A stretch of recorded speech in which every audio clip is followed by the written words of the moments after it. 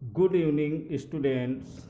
Today I will teach you fourth chapter of geography, which is air यानी वायु. Do you know? क्या आप जानते हैं? Carbon dioxide released in the atmosphere creates a greenhouse effect by trapping the heat radiated from the earth. It is therefore called a greenhouse. Carbon dioxide वायुमंडल में फैलकर पृथ्वी से विकिरित ऊष्मा को पृथ्वी पर रोककर ग्रीन हाउस प्रभाव पैदा करती है. The earth would have been too cold to live in.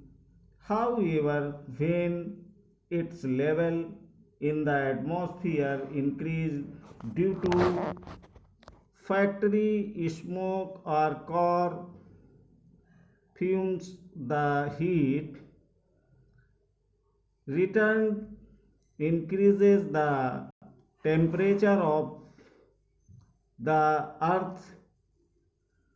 इसलिए इसे ग्रीन हाउस गैस भी कहते हैं और इसके अभाव में धरती इतनी ठंडी हो जाती है कि इस पर रहना असंभव होता है.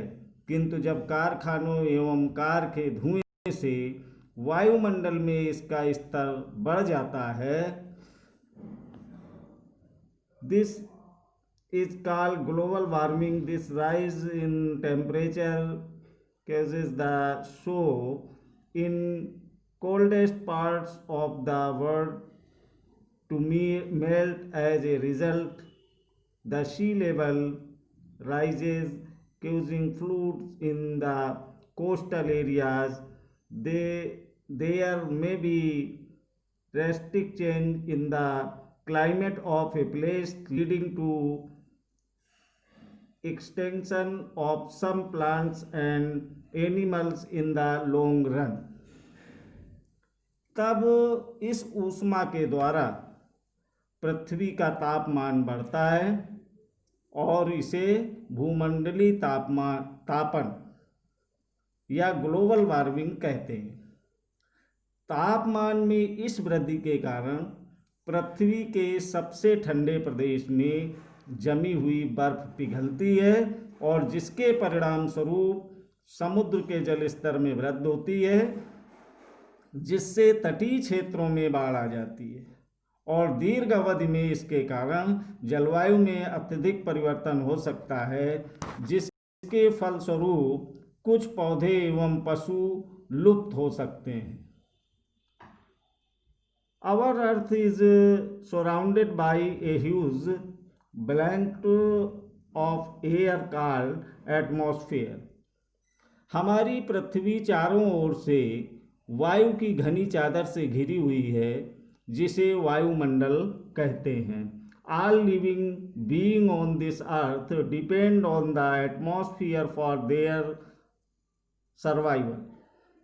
पृथ्वी जीव जीवित रहने के लिए वायुमंडल पर निर्भर हैं.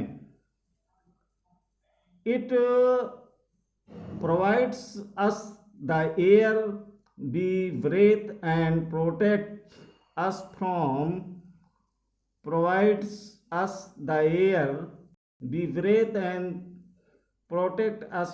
the harmful effects of the sun's rays. Without this blanket of protection, we would be baked alive by the heat of the sun during day and get frozen during night. So it is this mass of air that has made the temperature on the earth livable. यह हमें सांस लेने के लिए वायु प्रदान करता है एवं सूर्य की किरणों के हानिकारक प्रभाव से हमारी रक्षा करता है. यदि सुरक्षा की यह चादर न हो तो हम दिन के समय सूर्य की गर्मी से तप्त होकर जल सकते हैं एवं रात के समय ठंड से जम सकते हैं। अतः यह वह वायु राशि है जिसने पृथ्वी के तापमान को रहने के योग्य बनाया है।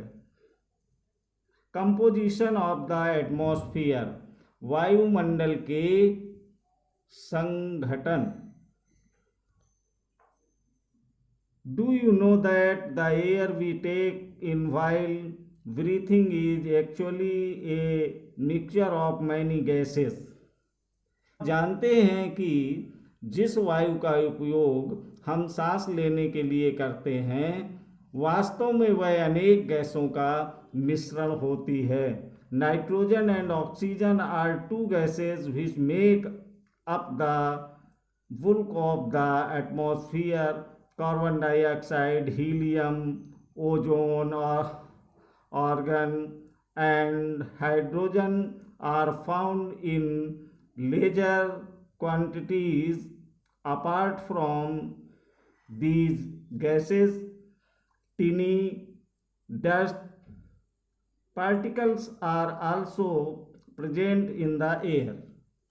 नाइट्रोजन तथा ऑक्सीजन दो गैसें हैं जिनसे वायुमंडल का बड़ा भाग बना है। Carbon dioxide, helium, ozone, argon एवं हाइड्रोजन कम मात्रा में पाई जाती हैं और इन गैसों के अलावा धूल के छोटे छोटे कण भी हवा में मौजूद होते हैं। The P chart give you the percentage of different constituent of air। चित्र में जो 4.1 यानी 4.1 में है वृत्तारेख दिया गया है जिसमें वायु के विभिन्न संघटकों के प्रतिशत दर्शाए गए हैं। Nitrogen is the most plentiful gas in the air. When we inhale, we take some amount of nitrogen into our lungs and exhale it, but plants need nitrogen for their survival. Nitrogen वायु में सर्वाधिक पाई जाने वाली gas है। जब हम सांस लेते हैं तब फेफड़ों में कुछ नाइट्रोजन भी ले जाते हैं और फिर उसे बाहर निकाल देते हैं, परंतु पौधों को अपने जीवन के लिए नाइट्रोजन की आवश्यकता होती है। Nitrogen directly from the air, bacteria that live in the soil and roots take nitrogen from the air and change it from so that plants can use it। वे सीधे वायु में नाइट्रोजन नहीं ले सकते। मृदा तथा कुछ पौधों को जड़ों में रहने वाले जीवाणु वायु से नाइट्रोजन लेकर इसका स्वरूप बदल देते हैं जिससे पौधे इसका प्रयोग कर सकें। Oxygen is the second most plentiful gas in the air. Humans and animals take oxygen from the air as they breathe. Green plants produce oxygen during photosynthesis. In this way, oxygen content in air remains constant. If we cut trees when the balance gets disturbed। Oxygen वायु में प्रचुरता से मिलने वाली दूसरी gas है। मनुष्य तथा पशु सांस लेने में वायु से ऑक्सीजन प्राप्त करते हैं। हरे पादप प्रकाश संश्लेषण द्वारा ऑक्सीजन उत्पन्न करते हैं और इस प्रकार वायु में ऑक्सीजन की मात्रा समान बनी रहती है। यदि हम वृक्ष काटते हैं तो यह संतुलन बिगड़ जाता है। Carbon dioxide is another important gas. Green plants use carbon dioxide to make their food and release oxygen. Carbon dioxide एक अन्य महत्वपूर्ण गैस है।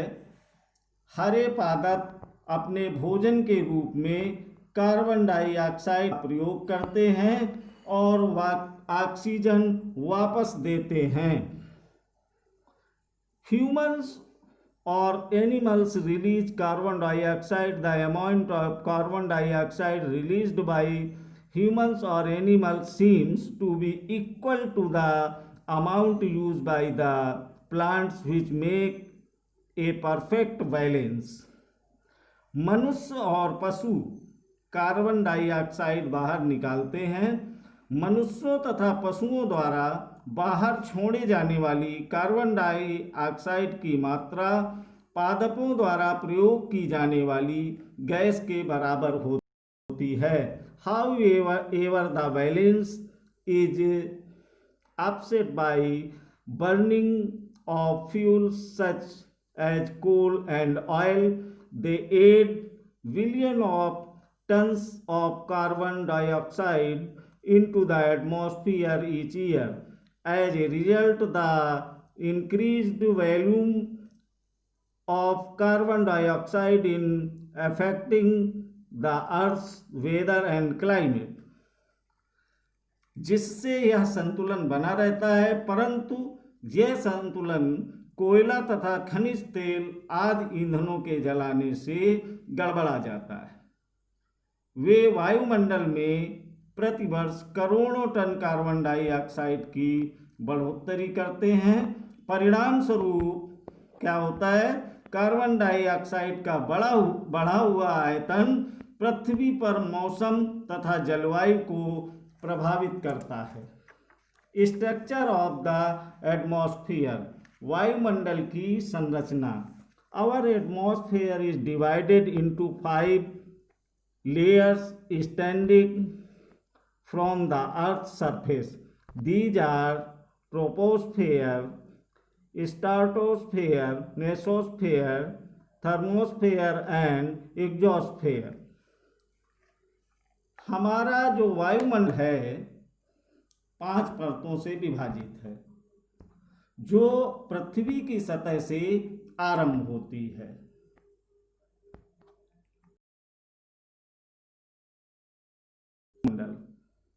समताप मंडल, मध्य मंडल, बाह्य वायुमंडल एवं बहिर्मंडल। Troposphere, this layer is the most important layer of the atmosphere. Its average weight is 13 km. The air we breathe exists here. Almost all the weather phenomena like rainfall, fog and hailstorm occur in this layer. क्षोभ मंडल यानी यह परत वायुमंडल की सबसे महत्वपूर्ण परत है और इसकी औसत ऊंचाई 13 किलोमीटर है। हम इसी मंडल में मौजूद वायु में सांस लेते हैं और मौसम की लगभग सभी घटनाएं जैसे वर्षा, कोहरा एवं ओलावर्षण इसी परत के अंदर होती है। स्ट्राटोस्फेयर यानी समताप मंडल। Above the stratosphere lies the stratosphere in extend up to height of 50 kilometre. क्षोभ मंडल के ऊपर का भाग समताप मंडल कहलाता है और यह लगभग 50 किलोमीटर की ऊंचाई तक फैला है। This layer is almost free from clouds and associated weather phenomenon conditions most ideal for flying aeroplanes। यह परत बादलों एवं मौसम संबंधी घटनाओं से लगभग मुक्त होती है। इसके फलस्वरूप यहाँ की परिस्थितियाँ हवाई जहाज उड़ाने के लिए आदर्श होती हैं। One important feature of stratosphere is that is contain a layer of ozone gas. We have just learned how to it protect us from the harmful effect of the sun rays. समताप मंडल की एक महत्वपूर्ण विशेषता यह है कि इसमें ozone gas की परत होती है और यह परत सूर्य से आने वाली हानिकारक गैसों से हमारी रक्षा करती है। मेसोस्फेयर, मेसोस्फेयर यानी मध्यमंडल। This is the third layer of the atmosphere. It lies above the stratosphere. It extends up the height of 80 kilometre. Meteorites burns up in this layer on interning from the space. यह वायुमंडल की तीसरी परत है। यह समताप मंडल के ठीक ऊपर होती है। यह लगभग 80 किलोमीटर की ऊंचाई तक फैली है। अंतरिक्ष में प्रवेश करने वाले उल्कापिंड इस परत में आने पर जल जाते हैं। थर्मोस्फेयर यानी वायुमंडल। In thermosphere temperature rises very rapidly with increasing height. Ionosphere is a part of this layer. It extends between 80 to 400 kilometre.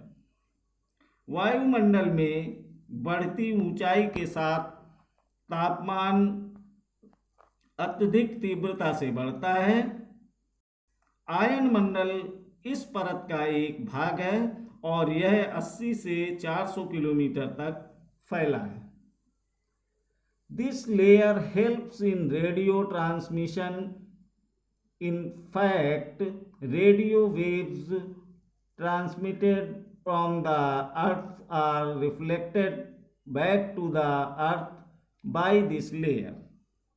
Radio संचार के लिए इस परत का उपयोग होता है और वास्तव में पृथ्वी से प्रसारित पुनः पृथ्वी पर परिवर्तित कर दी जाती हैं। एक्सोस्फेयर यानी